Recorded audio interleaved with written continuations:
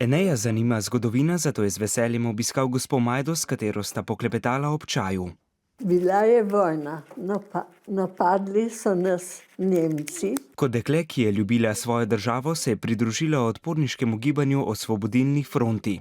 Potem so me izdali sosedje, mene so poslali v Nemčijo. Skupaj z ostalimi so jo strpali v vagon in jo odpeljali v taborišče Ravensbrück. So nas dali v eno barako, nam vzeli vse, morali smo sleči vse. Koliko časa pa ste bili v taborišču? Vsega skupaj 1 leto in pol. Delali smo 12 ur, z hrano, vodo smo več ali manj zbolele.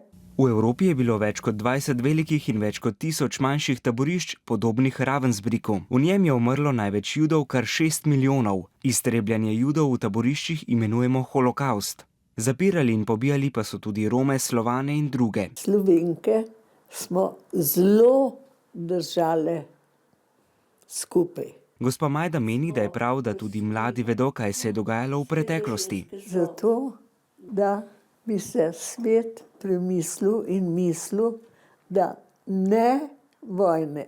Vojna je zla. Danes marsikje še vedno ni miru, zato je dobro, da bi zgodbo in sporočilo gospe Majde slišalo čim več ljudi, predvsem tisti, ki namesto miru širijo nasilje.